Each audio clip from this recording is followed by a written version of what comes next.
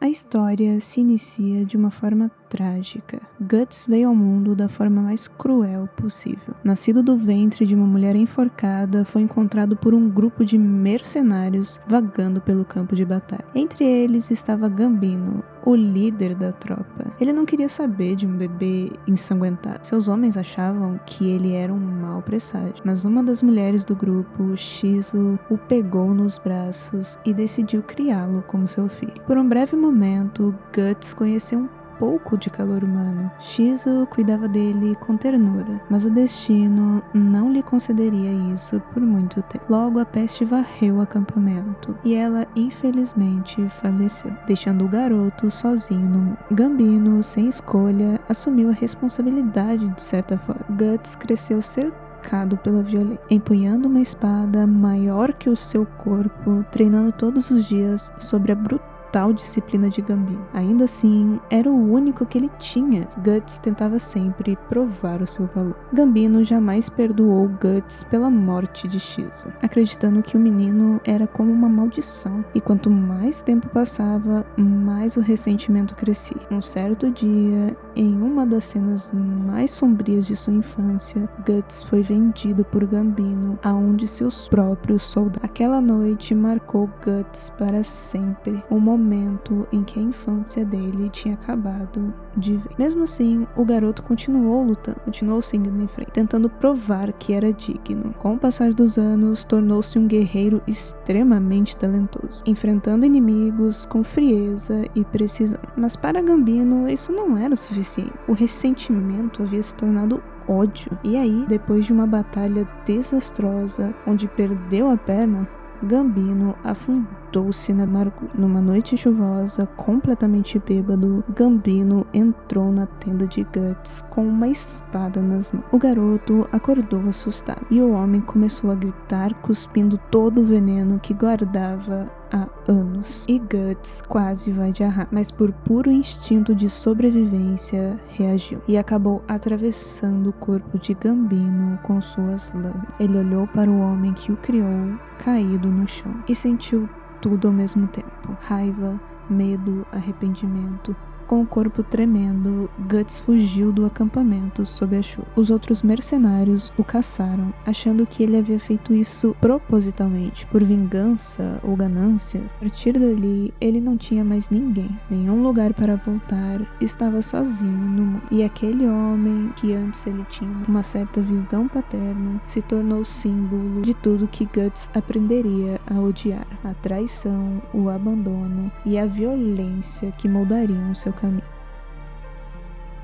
Depois dessa noite, Guts passou a caminhar sozinho, empunhando sua espada não por glória, mas por sobrevivência. Cada batalha era uma forma de continuar existindo e, ao mesmo tempo, de provar para si que era mais do que um fardo que Gambino o fez acreditar ser. É nesse cenário que acaba cruzando de forma não muito agradável com o Bando do Falcão, um grupo de jovens mercenários em ascensão liderados por Griff e sua fiel escudeira Casca. A primeira batalha entre os dois define o destino de ambos. O trato era o seguinte: se Guts ganhasse, daria a mesma ferida que recebeu, e se Griff ganhasse, Guts ia entrar para o Bando do Falcão. O resultado: Griff ganha, e a partir desse momento, a vida de Guts muda radicalmente. Ele passa a lutar ao lado do Bando do Falcão, conquistando vitórias, e pela primeira vez encontra laços de verdade. Só tem um porém: naquela época ele não sabia ainda. Ele não sabia da maldição que Griff carregava em seu pescoço. O Behelit, um artefato que abre a porta do outro mundo, onde estão os 5 membros da mão de Deus. Bom, após diversas outras batalhas, o Bando do Falcão rapidamente ganha destaques nos campos de batalha. Griff, com sua inteligência estratégica, leva um grupo de desconhecidos à posição de exército oficial do rei de de Midland. Sua ambição era clara. Ele não queria ser apenas um soldado ou um líder mercenário. Ele queria um reino. Ele queria o mundo. A cada vitória parecia que o destino realmente conspirava a favor dele. Dentre suas batalhas, a que mais ganhou destaque foi contra Zod, que é a primeira vez que Guts se depara com o apóstolo. Assim que ele começa a esmagar Guts em suas garras, ele é atingido por várias flechas dos reforços do Falcão. Eles agora encaram o apóstolo juntos. No entanto, Zod recua ao ver o Behelit pendurado no pescoço de Griff, alertando Guts sobre uma maldição inevitável que se abaterá sobre ele quando o sonho de Griff for alcançado. Durante esses anos, a relação entre Guts e Griff se fortalece, mas ele passa a questionar qual seria o seu verdadeiro propósito. Ele percebia que Griff não via nele um igual, mas sim um instrumento para sua ascensão. Já sua relação com a outra personagem, a Casca, crescia cada vez mais, e o que começou com uma relação de implicância e briguinhas e birras vai se tornando uma estranha proximidade, se é que vocês me entendem. Bom, enfim, então vamos logo pro que interessa. Griff chega cada vez mais perto dos seus objetivos políticos quando dá fim à Guerra Eterna, algo que nenhum outro conseguiu fazer em anos, e com isso a sua popularidade só aumenta entre os nobres e entre o povo. Na celebração, eles comemoram a paz, e na hora do discurso do rei, ele sauda os guerreiros e anuncia algo jamais conquistado por nenhum outro do povo. O bando do Falcão agora possui o título de Branco, o mais alto do exército,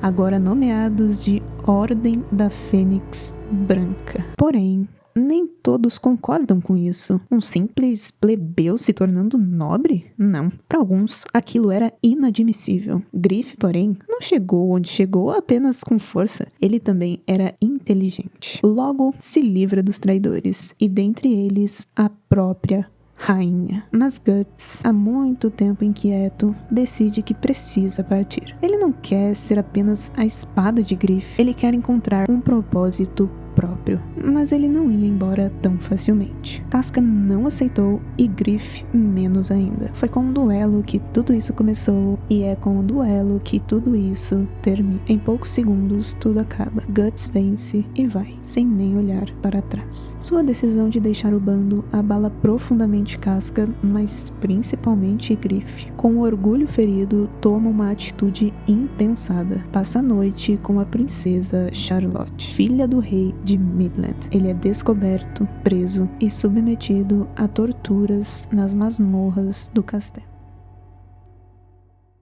Bom, o tempo passa. Guts segue seu caminho em busca de seu sonho e propósito de vida. Treina arduamente e passa seus dias com um ferreiro já de idade e uma garotinha mais nova. Enquanto isso, sem Griff, o bando do Falcão desmorona. Perseguidos e caçados como criminosos, o grupo sobrevive graças a Casca. Guts se encontra com o antigo bando e decide resgatar seus antigos companheiros. Naquela noite, ele e Casca dormem juntos. Guts se abre com ela de uma forma como nunca havia feito com ninguém antes. E os dois, apesar de seus traumas, compartilham carinho, amor e sentimentos naquela noite. Na manhã seguinte, eles partem ao resgate de Griff. Quem estava ajudando eles a se infiltrarem era a própria princesa. Mas bom, após entrarem no local, o reencontro com Griff é devastador. O homem que antes era belo e um líder poderoso e inteligente, após um ano foi reduzido a uma sombra. Corpo mutilado, língua cortada, tendões cortados, incapaz de lutar, andar ou sequer falar. Todos sofrem ao vê-lo naquele estado. E a esperança de reencontrarem o seu forte líder se esvai. Mas não há nem tempo para lamentações. Eles estão cercados e precisam escapar do castelo. Guts, consumido pela raiva, sai como um lobo faminto, cortando tudo e todos. Após um longo tempo fugindo de caçadores perigosos e monstros enviados pelo rei, eles finalmente estão a salvo. Mas nesse momento de pequena paz aparente, Griff encontra o seu antigo colar, o Behelit. E nesse ponto acontece o fatídico eclipse, a virada definitiva da narrativa, transportando todos para uma outra dimensão. Ali, o bando do Falcão se vê diante da mão de Deus. Entidades demoníacas que oferecem a Griff a realização de seu sonho em troca de um sacrifício. Aliás, vários. A vida de todos os seus companheiros.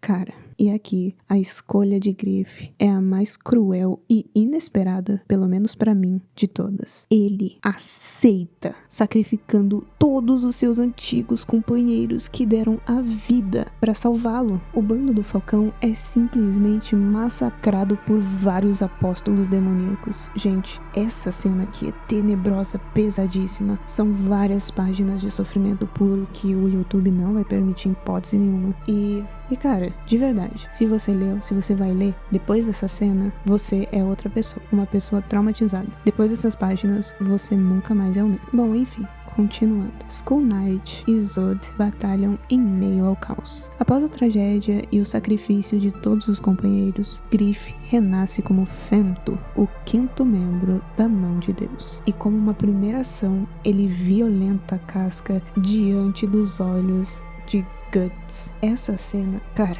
sem falar, ele luta desesperadamente, mas a única coisa que ele pode fazer é assistir imponente a mulher que ele ama, sem poder fazer absolutamente nada para salvar. E é assim que ele é marcado para sempre. A dor e o ódio o acompanhariam pelo resto da vida. O eclipse termina com Guts e Casca como únicos sobreviventes, salvo por Skull Knight e mais um de seus companheiros que nem estava nesse rolê. Ambos, com a marca do sacrifício, passariam a ser caçados incessantemente por demônios. Casca perde totalmente sua sanidade, tornando-se como uma criança. Não reconhecia ninguém, não lembrava de nada, e Guts está destruído. E como se não bastasse, do seu ventre nasce uma criança amaldiçoada. Uma criança que devia ser um ser puro, fruto do amor dos dois, foi corrompido pela violação de Griff.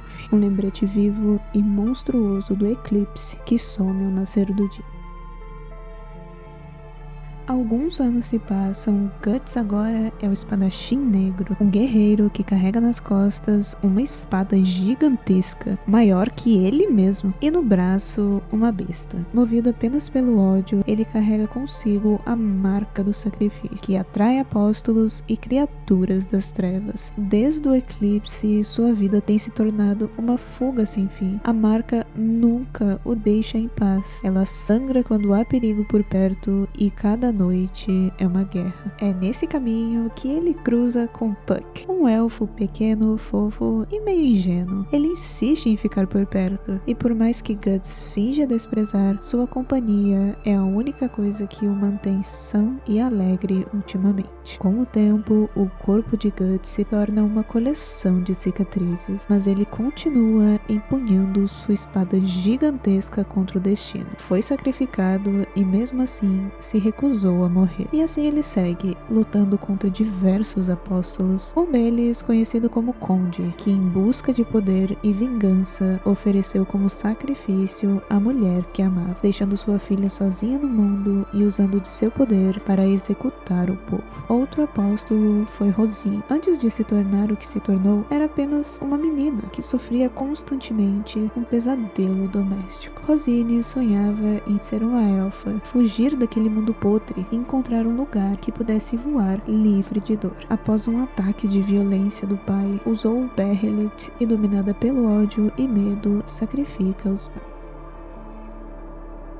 Enquanto Guts vivia atrás de suas próprias ambições e vingança, ao lado do inseparável Puck, várias coisas aconteciam ao redor do país. O rei de Midland sucumbiu à doença e faleceu. Charlotte é sequestrada pelo exército dos Kushans que invadem a capital. Por todo o país, o povo sofre com a peste, a fome e a miséria. E a igreja usa do medo para reforçar o seu poder. Em sua jornada, Guts cruzou um caminho com a fanática Farnese, uma mulher obcecada pela fé e pela punição dos pecadores. Ela tenta prender Guts como um herege, mas é rapidamente derrotada. Guts a toma como refém e a arrasta para fora da segurança de sua tropa. A noite que ela passou com ele abala tudo o que Farnese acreditava. O que antes parecia absoluto, o bem, o mal, a fé, começa a ruir diante de seus olhos. A cerimônia está chegando e a criança demônio aparece na frente de Guts, alertando por meio de seus sonhos que Casca está em perigo.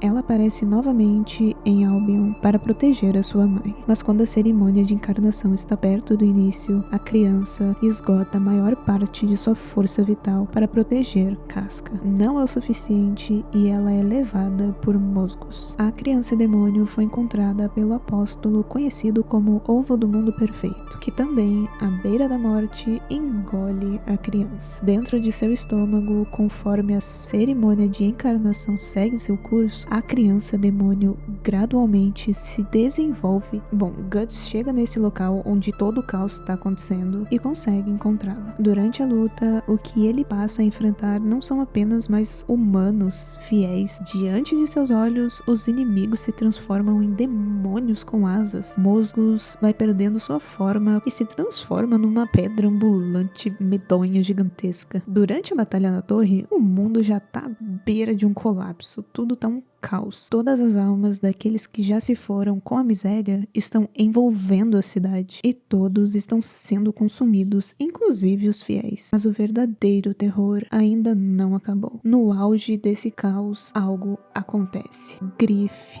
renasce. Em meio a essa histeria coletiva, a sua figura emerge sob um brilho etéreo, belo e sereno, como a de um salvador. Para o povo é um milagre, mas para Guts é um pesadelo.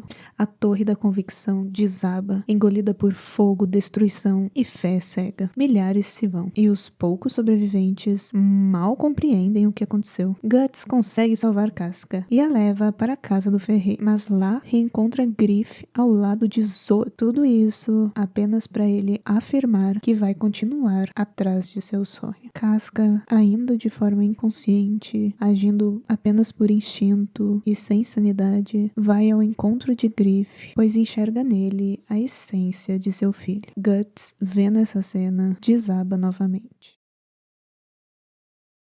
Depois dos eventos catastróficos da Torre da Convicção, o mundo nunca mais é o mesmo. O caos espiritual se espalha, as fronteiras entre humano e demoníaco se diluem. Aquele que um dia foi um homem de carne e ambição, agora retorna. Griff volta à Terra em forma humana, ou algo próximo a isso, e ele não demora a seguir seus objetivos. Em pouco tempo, consegue um exército leal de homens que vieram ao seu chamado. Pessoas de todo tipo, guerreiros famosos, mulheres, demônios, até o inimigo se torna aliado. Enquanto isso, Guts carrega o fardo de sua marca sangrenta vagando pelo mundo com Casca. Em busca de esperança, eles partem rumo à casa de Puck, a terra dos elfos. O caminho até lá é um pesadelo, até encontrarem algumas companhias. Ishidoro, uma criança esperta e que quer ser pupilo de Guts. Ele já vinha desde a torre ajudando e seguindo Guts. Serpico, fiel a Farnese, seguem Guts e após a tragédia na torre começa a questionar suas próprias crenças. E por fim, a nova personagem se junta ao bando. Alguém completamente inesperada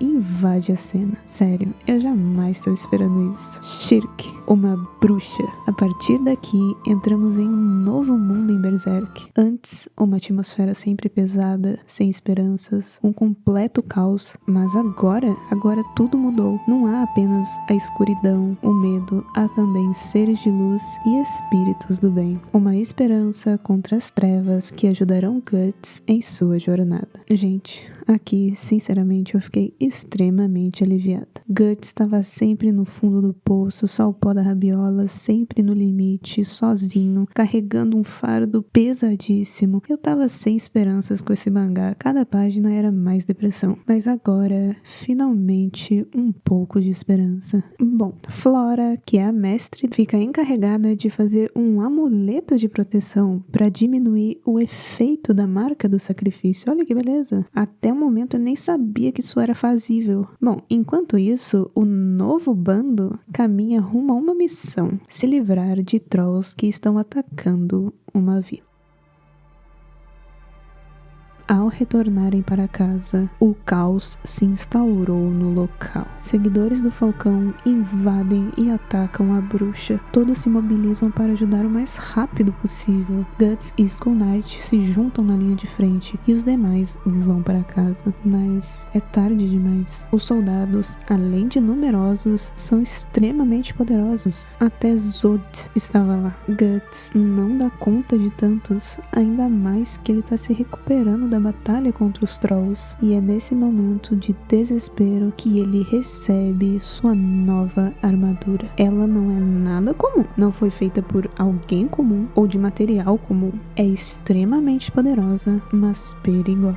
A armadura Berserker. Ela inibe os sentidos da dor, fazendo com que Guts ultrapasse todos os limites do seu corpo. Ele não está mais ciente de seus atos. A armadura possui desejos próprios e faz o usuário se autodestruir. Shirk ajuda Guts a voltar a si. E Flora reaparece na forma de um feitiço defensivo extremamente poderoso. Graças a ela, eles conseguem escapar. E assim, a aluna se despede de sua mestra com lágrimas nos olhos. Bom, e aqui agora a gente vai, focar um pouquinho na história do Griff, do novo bando Falcão, Ai, que preguiça, Vamos lá. Griff usa seu novo poder para lutar contra o Império Kushan. Em uma dessas batalhas, resgata a princesa Charlotte, que o declara como seu noivo e comandante supremo do exército regular de Midland. Um tempo depois, todos tiveram o mesmo sonho. Então surgiu o boato. Uma profecia. Griff, cada vez mais influente, é aclamado pelo Papa como salvador divino. E então, realmente aconteceu a profecia. Ganishka, o imperador Kushan, com sua ambição por poder, absorve todos os seus soldados, se transformando num monstrengo gigante, esmagando todos à sua frente. Quanto mais caminha, mais sua forma fica bizarra, medonha e escura. A guerra agora é entre apóstolos. Em uma grande batalha, ele derrota Ganishka e, ao fim, sela o destino do mundo. O confronto final tem consequências catastróficas. A linha divisória entre o mundo humano e o astral é completamente apagada. E lá do outro lado do mundo está Guts. Longe de todo esse caos, ele esquece um pouco a sua vingança e parte com Casca e seus novos companheiros para a Ilha dos Elfos.